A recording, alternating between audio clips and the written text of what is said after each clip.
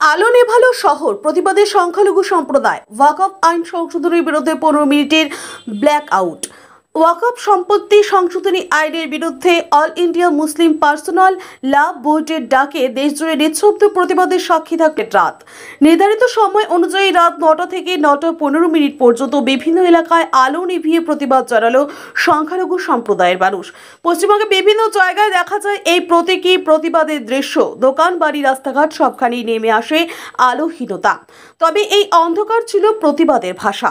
All India Muslim personal ল বোর্ডের অভিযোগ, নতুন সংশোধনী আইনের মাধ্যমে সংখ্যালঘুদের ধর্মীয় সম্পত্তি অর্থাৎ ওয়াকফ সম্পত্তির উপর হস্তক্ষেপের সুযোগ তৈরি হচ্ছে। সেই আশঙ্কা থেকেই এই শান্তিপূর্ণ প্রতিবাদের ডাক দেওয়া হয়।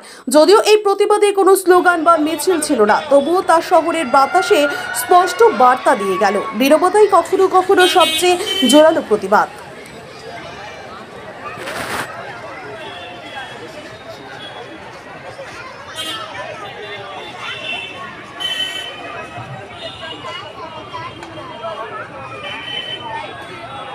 মাধ্যমিকের পর উচ্চ মাধ্যমিকের সেরা প্রস্তুতি কোথায় নেবেন ভাবছেন? আর দেরি নয়, রেডিয়েন্স একাডেমিতে 2025-26 শিক্ষাবর্ষের বিজ্ঞান ও কলা বিভাগে ভর্তি চলছে। প্রতিযোগিতার এই আবহে সাফল্য লাভের জন্য মজবুত ভিত্তির প্রয়োজন। সেই ভিত্তি দৃঢ় করতে রেডিয়েন্স একাডেমি প্রতিজ্ঞাবদ্ধ। এখানে রয়েছে অত্যাধুনিক প্রযুক্তি সম্বলিত ক্লাসরুম, সায়েন্স ল্যাবের সুব্যবস্থা, on-field practical class, merit based training. সেই সাথে নিট জির প্রাথমিক প্রস্তুতির জন্য ছাত্রছাত্রীদের তৈরি করা হয় ও সিভিল সার্ভিস ও অন্যান্য প্রতিযোগিতামূলক পরীক্ষার প্রয়োজনীয় ওরিয়েন্টেশন দেওয়া হয়। আপনার সন্তানের সাফল্যের পথ সুগম করতে আজই চলে আসুন রেডিয়েন্স একাডেমি, তুফানগঞ্জ থানামোড় এবং রামহরি মোড়ের মাঝে জাতীয় সড়কের পাশে, অথবা স্ক্রিনে দেওয়া নম্বরে যোগাযোগ করুন। আসন সংখ্যা সীমিত।